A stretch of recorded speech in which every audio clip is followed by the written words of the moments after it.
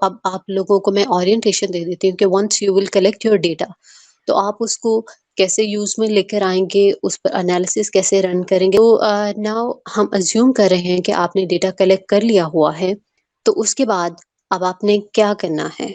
ठीक है जी, जब आपने डेटा कलेक्ट कर लिया, आपने डेफ़िनेटली अपने किसी न किसी ईमेल को लिंक किया था और आपने अपना गूगल फ़ॉर्म जनरेट किया था। तो अब मैं आपको बताती हूँ कि हम जब गूगल फ़ॉर्म हमने जनरेट कर लिया है, तो अब कैसे करेंगे? टू स्टार्ट लेट्स सपोज़ आप लोग अपनी ईमेल में लॉगिन करेंगे, जो भी ऑफ़िशियल ईमेल आप लोगों ने यूज़ किया, click on this Google apps और यहाँ पर आप अगर इसको ड्रॉप डाउन करें तो यहाँ पर एक ऑप्शन आ रही है फॉर्म्स, पर्पल कलर की ये जो ऑप्शन है फॉर्म्स की, हम इस पर क्लिक करेंगे। यहाँ पर आपके पास फॉर्म्स ओपन होंगे जो आप लोगों ने यूज़ किए थे डेटा कलेक्शन के लिए। सो लेट्स सपोज़ मैंने ये फॉर्म यूज़ किया फॉर द डेटा कलेक्शन। तो मैं अज़्यूम कर रही हूँ कि मेरा डेटा कंप्लीट हो चुका हुआ है, जैसे कि आप लोग भी डेटा कंप्लीट करने के बाद ही डेफिनिटली एनालिसिस रन करेंगे। सो यू कैन सी आपको फर्स्ट यहाँ पर क्वेश्चंस में आपका गूगल फॉर्म शो हो रहा होगा, जो आपने क्वेश्चनेयर डिज़ाइन किया था। बट सेकंड ऑप्शन में आपके पास आ रहा है रिस्पॉन्सेज़। रिस्पॉन्सेज़ यानी कितना डेटा आपके पास कलेक्ट हो गया है। सो यू कैन सी मुझे वो शो कर रहा है कि यू हैव कलेक्टेड 238 रिस्पॉन्सेज़। अब आपने करना क्या है कि आप इस टैब पर क्लिक करेंगे जो प्लस का है साइन, तो आपकी एक्सेल शीट खुल जाएगी, यानी जो डेटा आपने कलेक्ट किया था वो आपके पास आ जाएगा। Once you open your Excel sheet, अब आपने इसको डाउनलोड कर लेना है, क्योंकि हमारे पास डेटा कंप्लीट आ चुका हुआ है। So what we gonna do is कि हम डाउनलोड में जाएंगे, files download and then Microsoft Excel. और जब हम माइक्रोसॉफ्ट एक्सेल पर हमने क्लिक किया, तो वो हमें हमारी एक्सेल फाइल, या आप नीचे देख सकते हैं कि उसने एक्सेल फाइल डाउनलोड कर दी है। तो अगर आप इसको ओपन भी करते हैं, तो उसने एक्सेल में मुझे बता दिया कि मेरे पास ये डेटा था और इस फॉर्मेट में मेरे पास डेटा आया था। अब क्योंकि हम डेटा कलेक्ट कर चुके हैं, हमारे पास एक्सेल फाइल आ चुकी हुई है, सो अब हमारा नेक्स्ट स्टेप क्या होगा कि हमने इस एक्सेल फाइल को एसपीएसएस पे कैसे इंपोर्ट करना है। अच्छा जी, ये मेरे पास एसपीएसएस का सॉफ्टवेयर ओपन हो गया, आपका वर्जन डिफरेंट हो सकता है, जो भी आपको अवेलेबल हुआ होगा। सो आपने ये जो टैब है इसको हम क्लोज कर देंगे। ये अभी ये हमारे पास ब्लैंक शीट है, हमारे पास यहाँ पर डेटा नहीं है। आप जाएँगे फाइल्स में, ओपन, और यहाँ पर आप डेटा पर क्लिक करेंगे। आपने डेटा पर क्लिक किया, आपने सोर्स फाइल जहाँ पर अपनी डाउनलोड की हुई है, लाइक अगर डाउनलोड सेक्शन में है, तो आप वहाँ से अब देखें यहाँ पर मुझे वो मेरी एक्सेल फाइल शो नहीं कर रहा। What's the reason? उसकी रीज़न ये है कि मेरे पास वो एक्सेल फाइल इसलिए शो नहीं कर रहा क्योंकि अ, मेरे पास यहाँ पर फाइल टाइप में एसपीएसएस आ रहा है। तो आपने अपनी यहाँ पर फाइल टाइप चेंज कर देनी है, आप इसको एक्सेल चेंज कर दें। अगर आपके पास यहाँ एक्सेल की ऑप्शन नहीं आती है, तो लास्ट पर आप देखेंगे कि ऑल फाइल्स की ऑप्शन आ रही होती है। सो आप ऑल फाइल्स की ऑप्शन को सेलेक्ट करके भी अपनी फाइल लोकेट कर सकते हैं। सो मैंने एक्सेल सेलेक्ट किया, तो उसने मुझे एक्सेल की जितनी अब शीट्स थी, वो मेरे पास शो कर दी।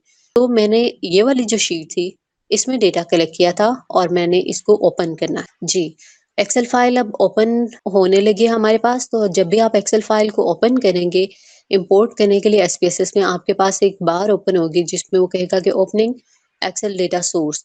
तो ये ऑप्शन टिक है, ठीक है। यहाँ पर वर्कशीट में पूछ रहा है कौन सी शीट, क्योंकि सम टाइम ऐसा होता है कि हमारी एक्सेल फाइल के अंदर मल्टीपल फाइल्स भी होती हैं, तो इसलिए वो हमसे पूछ लेता है कि आपने कौन सी वाली वर्कशीट ओपन करनी है। सो हमें यहाँ पर कोई भी वर्कशीट ओपन नहीं करनी, हमारे पास एक ही वर्कशीट है। ओके कर देंगे आप और आपकी फाइल इंपोर्ट हो जाएगी। आउटपुट शीट है, आउटपुट शीट आप चाहें तो सेव कर लें। अब आप देख सकते हैं कि यहाँ पर अब वो जिस फॉर्मेट में मेरे पास खुली है, क्योंकि मैंने अपने वेरिएबल्स बड़े अच्छे से डिफाइन किए हुए थे और अपनी उस शीट में जो गूगल फॉर्म था, इसलिए मुझे कम एफर्ट पुट करनी पड़ेगी। अभी वो मुझे दे रहा है कि age, year of birth, gender, जो भी मैंने पहले डेमोग्राफिक वेरिएबल्स पूछे थे, उसने मुझे उनकी डिटेल्स दी। देन आप देखेंगे कि आपके पास यूँ आ रही होती हैं, जो भी आपके रिस्पॉन्सेज़ हैं। आइटम्स होंगी हर क्वेश्चनेयर की, सो वो हर क्वेश्चनेयर की आइटम देगा। आपने मेक श्योर कर लेना है कि कोई भी आइटम जो है वो अ, अनआंसर्ड ना हो, क्योंकि वो आपके लिए इश्यू करेगी एनालिसिस में। सो मेरे पास यहाँ पर कुछ अनआंसर्ड होंगे, हम उसको डिस्कार्ड कर दिया था डेटा लेटर ऑन, लेकिन ये मैं आपको ओवरव्यू दे रही हूँ। अब जब आपके पास फाइल आ चुकी हुई है, अब आपने इसको वर्केबल बनाना है।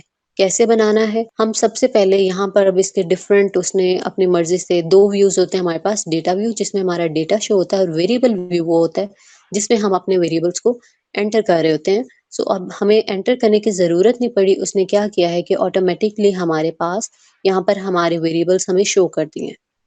ठीक है? अब आपने इसमें चेंजेस क्या करनी है कि क्योंकि सबसे पहले हम जब हमारे पास ऑल्दो हमें यहाँ पर एसपीएसएस नंबर दे रहा होता है, लेकिन स्टिल हम एक आईडी का कॉलम बनाते हैं और हम खुद से नंबर डिसाइड करते हैं ताकि हमारा जितना भी डेटा है वो रीडेबल हो सके। अब जब आपने नया वेरिएबल यहाँ पर इंसर्ट करना होगा, आप इस पर क्लिक करें एंड इंसर्ट वेरिएबल करें, ठीक है? उसने आपको यहाँ पर नया वेरिएबल बना दिया, आप इसको आईडी का नाम दे दें। सो आप देखेंगे कि जो आईडी का वेरिएबल मैंने एंटर किया वेरिएबल व्यू में, अब वो डेटा व्यू में इस तरह आ रहा है। तो मैं यहाँ पर क्या करूँगी कि पार्टिसिपेंट्स के नंबर बता दूँगी 1, 2, 3 यानी टोटल जितना डेटा मैंने कलेक्ट किया 5 और सो ऑन 100 तक जितना भी डेटा है। आपने डेसिमल 0 कर देने सबके ही, जितने भी आपके वेरिएबल्स हैं उन सब के आप डेसिमल 0 कर दें, तो उससे क्या होता है कि आपका डेटा एक ज़रा खूबसूरत लुक आ रही होती है, अदरवाइज़ वो 0.00 जितने भी डेसिमल्स होंगे वो शो कर रहा होता है। तो आप डेसिमल्स को 0 कर दें, न्यूमेरिक्स में आपको टाइप चेंज करने की ज़रूरत नहीं है, टाइप हमारी न्यूमेरिक ही होगी, ठीक है? मेरे डेटा में आपको एक स्ट्रिंग टाइप ही नज़र आ रही होगी, स्ट्रिंग बेसिकली होता है कि जब हमें न्यूमेरिक डेटा नहीं हमारे पास होता, जैसे मैंने कॉलेज का नाम पूछ लिया है, सिटी का नाम पूछ लिया है और मैंने उनको कोई कोडिंग नहीं की, उनको कोई न्यूमेरिक नहीं दिया, तो फिर वहाँ से मैं टाइप को चेंज करती हूँ, स्ट्रिंग कर लेती हूँ। लेकिन प्रोबेबली आपके डेटा में ऐसा नहीं है। अनलेस किसी ने कंट्री का नाम नहीं पूछा तो वो भी आप देख लेते हैं कि बाद में हमने इसमें चेंजेस कर ली थी। जो ज़्यादा लाइक अगर लाहौर का सारा डेटा है तो हमने लाहौर को एक कैटेगरी बना दिया। इसी तरह किसी और सिटी का है तो हमने उसको नंबर 2 कर दिया और फिर हमने लेटर ऑन स्ट्रिंग को चेंज कर दिया। सो नेम आपने आपके वेरिएबल्स के डिफाइन होने चाहिए, वो आप देख लें, एज, ईयर ऑफ बर्थ। अच्छा, यहाँ पर एक चीज़ मैं आपको हाइलाइट करती जाऊँ, पॉइंट आउट करती जाऊँ कि जब भी आप यहाँ पर नेम मैनुअली भी एंटर करेंगे या एडिट करेंगे, तो इसमें आपने स्पेस नहीं देनी है। क्योंकि जब आप स्पेस देंगे, वो स्पेस को एक्सेप्ट नहीं करेगा। लेट्स सपोज़ मैं यहाँ पर स्पेस देती हूँ, तो आप देखेंगे कि वो इनवैलिड उसको कह देगा। सो आप ये देखें, variable name contains an illegal character, क्योंकि वो उसको एक्सेप्ट नहीं कर रहा। यहाँ पर नेम हम जब देते हैं वो उसमें स्पेस एक्सेप्ट नहीं करता। आपने नेम करेक्ट कर लेने। अगर आपकी एक्सेल शीट के अंदर कोई इशू था, गूगल फॉर्म के अंदर कोई मसला था, तो आप यहाँ पर नेम सही कर लें। मैंने पहला कॉलम आईडी का बना लिया, एज, जेंडर आप लोग के प्रोबेबली यही होंगे, फैमिली सिस्टम होगा, मैरिटल स्टेटस होगा, एम्प्लॉयमेंट स्टेटस होगा, मंथली फैमिली इनकम पूछी होगी और इसके अलावा आपने अगर कोई और क्वेश्चंस पूछे हैं, वो होंगे। अब जब आपकी बारी आएगी जहाँ आपके डेमोग्राफिक्स खत्म हो रहे हैं, तो आपके स्केल्स के यहाँ पर वो पूरी स्टेटमेंट दे रहा है। जबकि यहाँ पर हमें पूरी स्टेटमेंट नहीं चाहिए, हम उसे क्या करते हैं कि हम उसको अपने स्केल का नाम दे देते हैं। लाइक अगर सेल्फ एस्टीम का स्केल है, हम उसके लिए सेल्फ एस्टीम 1 आइटम्स के नंबर हमें बताने होते हैं। तो या आप उसको ब्रीफ शॉर्ट एब्रिविएशन यूज़ कर लेते हैं कि एसई1, एसई2। जैसे मैं यूँ कर लेती हूँ एसई1, एसई2 सो ऑन। अगर मेरी 10 आइटम्स सेल्फ एस्टीम के स्केल से रिलेटेड है, मैंने अपनी 10 आइटम्स को वो नाम देना है ताकि वो वेरिएबल उस नेम से आइडेंटिफ़ाई हो सके और मैं इसमें चेंजेस भी कर सकूँ और मुझे पता हो कि वो आइटम किससे रिलेटेड है। ठीक है जी, वैल्यूज़ आपने अपने डेमोग्राफिक्स को यहाँ पर असाइन कर देनी है, मैरिटल स्टेटस को भी आप वैल्यूज़ असाइन कर दें, 0 for unmarried, 1 for married, employment status employed हैं, अनएम्प्लॉयड हैं, जो भी आपने डेमोग्राफिक्स पूछे हैं अकॉर्डिंगली आप उसको चेंज कर दें। जब आप देख रहे होंगे आपने एक्सेल शीट इम्पोर्ट की होगी तो वो अपनी मर्ज़ी से कुछ भी उसको उसकी मैयर सेलेक्ट कर रहा होगा, कोई नॉमिनल कह रहा होगा, कोई कुछ भी कह रहा होगा, सो आपने अपनी मैयर खुद चेंज। ओके जी, अब हमारे पास डेटा एंट्री कंप्लीट हो चुकी हुई है। हमने अज़्यूम कर लिया कि हमने फ़ाइल इम्पोर्ट कर ली है या मैनुअल डेटा एंट्री भी की है, तो हमारा सारा डेटा एंटर हो चुका हुआ है, सारे पार्टिसिपेंट की सही कैरेक्टरिस्टिक्स और सही उनके रिस्पॉन्सेज़ सारे यहाँ पर डिफाइंड है।